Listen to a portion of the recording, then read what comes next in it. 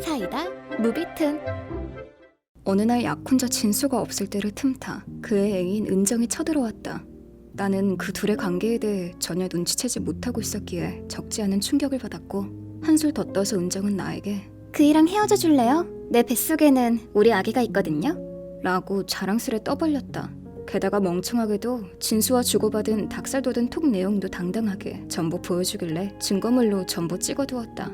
은정은 아무튼 다 필요 없고 나보다 자신이 진수에게 사랑받고 있다는 것을 증명하기 위해 필사적이었다. 참고로 나는 진수와 5년간 교제해왔으며 둘 다 30세인 동갑내기 연인이었고 최근 약혼을 했다. 그리고 결혼을 위해 신혼집도 마련해서 함께 살고 있는 데다가 예식장도 이미 예약이 잡혀있는 상황이었다. 그리고 그런 나와 진수의 관계를 전부 알고 있으면서 임신까지 한 은정의 나이는 20세. 나보다 10살이나 어리기도 했고 확실히 피부는 탱탱하긴 했다. 은정은 그 후로도 한참 동안 주저리 여러 가지 사실들을 털어놓았고 덕분에 내가 필요한 정보들은 대부분 그 자리에서 수집이 가능할 정도였다. 은정이 말하길 진수의 회사에 인턴으로 입사를 했고 진수를 본 순간 한눈에 반해서 꼬리를 치기 시작해서 진수가 조금씩 마음을 열기 시작했다는 그런 절절한 러브스토리 끝에 맺어진 운명적인 상대라나 뭐라나. 한마디 말도 없이 묵묵히 자기 이야기를 듣고만 있으니 기가 살았는지 승자라도 된 듯한 표정으로 그러니까 포기하시라고요, 아줌마. 라지몬가 은정에게서 늙은이 아줌마, 나이를 먹었으면, 게다가 불임도 아닌데 애도 못 가지면서 같은 소리를 수차례씩 듣다 보니 사실 여부와 관계없이 마음이 아파오기 시작했다. 그렇게 폭언에 퍼부어대던 은정은 분이 풀렸는지 싱긋 웃으며 그러니까 빨리 진수씨랑 정리 좀 해주세요, 아셨죠? 라더니 돌아가 버렸다. 은정이 돌아간 후 나는 서둘러 진수에게 카톡을 날렸다. 당신이 바람피운 은정이 집에 쳐들어왔는데 뱃속에 당신 애도 있다네. 당분간 얼굴 안 보는 게 좋겠다. 그러자 곧바로 진수로부터 장문의 메시지가 몇 차례 왔지만 딱히 변명을 들어주고 싶지도 않았던 터라 전부 무시하고 양가 부모님께 연락을 했다. 얼마 후 우리 부모님, 진수의 부모님, 그리고 은정의 부모님까지 모두 참석한 살벌한 자리가 마련되었다. 이야기가 시작되자마자 진수는 파혼만은 안 된다며 연신 허리를 굽히며 사죄와 반성을 토해내기 시작했고 그 모습을 본 은정은 망연자실. 그걸 지켜보던 은정의 부모님은 자네는 책임감이라는 게 없나? 라며 화를 내셨지만 그 말이 끝나기도 전에 은정이 왜 이런 아줌마한테 그렇게 집착하는 건데? 라고 소리쳤고 다음 순간 은정의 아버님은 화를 참지 못하고 은정의 뺨을 후려치셨다. 은정은 10살이나 늙은 여자에게 자기가 진리가 없으며 거기다 애까지 임신하면 무조건 자기랑 결혼할 것이라는 망상에 빠져 있었겠지. 나는 담담하게 약혼자가 있다는 걸 알면서도 바람을 피운 데에 대한 위자료 그리고 예식장의 위약금을 은정씨에게 청구할 예정입니다. 은정씨의 부모님은 이해하실 거라고 봅니다만 라고 말했고 그 말을 들은 은정은 뭐라고? 위자료? 결혼한 것도 아닌데 무슨 위자료? 결혼식장 위약금? 당신이 예약하고 당신이 캔슬한 건데 그게 나하고 무슨 상관이야? 시끄러 이 멍청한 거사. 정말 면목이 없습니다. 딸이 아직 철이 덜 들어서 바보 같은 소리를 당연히 물어들어야죠. 정말 뭐라 드릴 말씀이 없습니다. 은정은 상황이 이해가 가지 않는데 아니 대체 왜?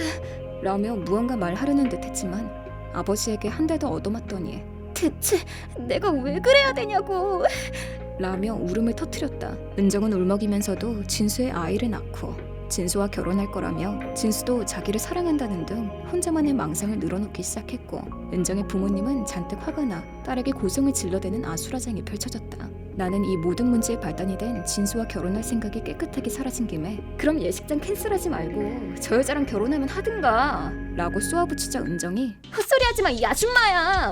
내가 왜 되게 고른 드레스를 입고 결혼을 해야 돼? 라고 악다구니를 질러댔다. 그러자 은정에게 짜증난다는 듯 눈을 흘기던 진수가 얘랑 결혼할 생각 따위는 애시당초 없었어 라며 진저리를 쳤다. 그와 동시에 은정의 히스테리는 극에 달했고 은정의 부모는 진수를 노려보며 은정을 달래기 시작했다. 애당초 은정이 피임도 하지 않았고 임신이 되도록 계획한 거라고는 해도 임신이 혼자 되는 것도 아니고 갓 20살 먹은 딸이 따로 약혼자까지 있는 띠동갑에 가까운 남자의 아이를 가지다니 그 부모의 속이야 오죽하겠는가.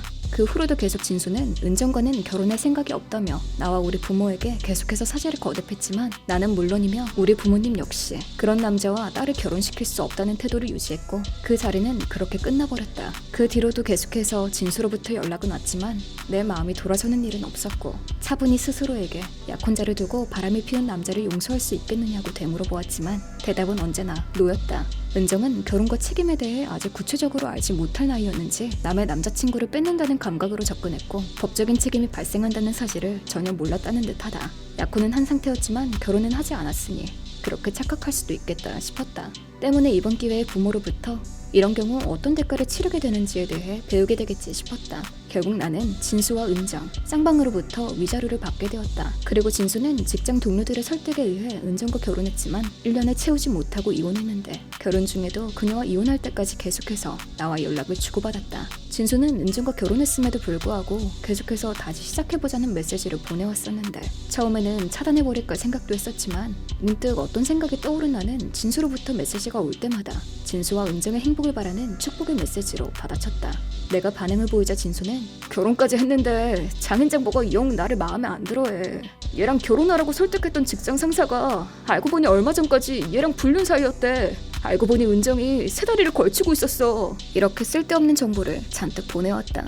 처음부터 진수는 은정과 결혼할 생각이 없다고 하더니 아니나 다를까 그들의 신혼생활은 그리 순탄하지는 않은 듯 보였다. 그럴 때마다 나는 진수에게 축복의 메시지를 보내주었고 그럴 때마다 진수는 얘는 집안일을 너무하네. 집안 꼴이 말이 아냐. 더는 못 참겠어. 밥상에 냉동식품이나 만들어두고 오래 먹는 반찬들밖에 없어. 이건 사람 사는 게 아니야. 네가 해준 요리가 먹고 싶어.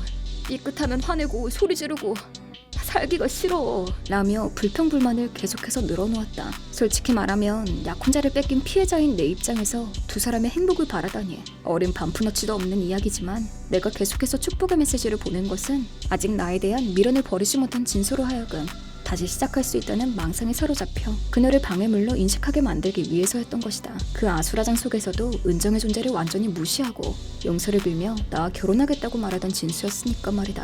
걷잡을 수 없는 분노 속에서 그 모습을 떠올린 나는 성자라도 된 듯한 자유로운 메시지를 계속해서 보낸 것이다. 그러는 와중에 은정은 아이를 낳았다. 아이가 생겼으니 이젠 연락이 끊기겠구나 싶었지만 진수는 그 후로도 계속해서 메시지를 보내왔다. 내가 결혼하고 싶었던 건 은정이 아니라 너라고. 내가 정말 잘못했고 반성하고 있어. 우리 다시 시작하자. 라지 뭔가. 물론 이 메시지에는 대답하지 않았다. 그리고 얼마 지나지 않아 드디어 두 사람은 이혼하게 되었고 이혼하자마자 기쁜 듯이 드디어 이혼했어. 이제 우리 다시 시작할 수 있는 거지? 언제 만날까?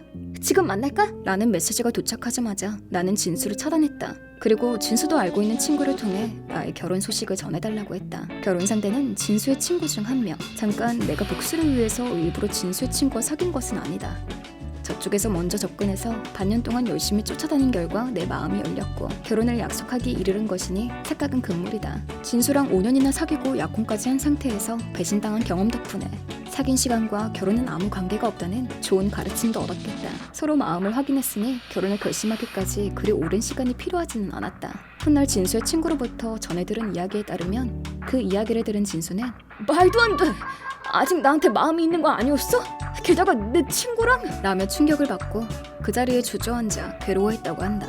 은정과 이혼하게 되면 나랑 다시 시작할 수 있다고 진심으로 믿고 있었던 것 같다. 말해두지만 나는 아무것도 잘못한 게 없다. 약혼은 이미 파괴된 상태였으니까. 진수는 자기가 속았다고 생각할지도 모르지만 나는 딱히 나쁜 짓을 한 것도 아니고 범법을 저지른 것도 아니다. 그리고 나는 진수와 은정이 결혼한 뒤 단 한 번도 은정이 혼담을 하고 다닌 적도 없기도 하고 이혼하라고 부채질한 적도 단 한 번도 없다. 다만 진수의 불평불만을 들어주며 성자라도 된 듯 그들의 행복을 빌어주었을 뿐이다.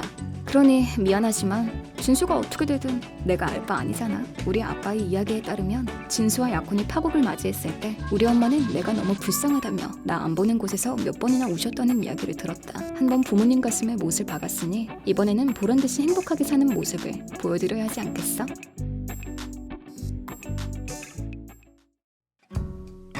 이번 영상은 어떠셨나요? 재밌게 보셨다면 구독, 좋아요에 댓글까지 달아주시면 감사하겠습니다.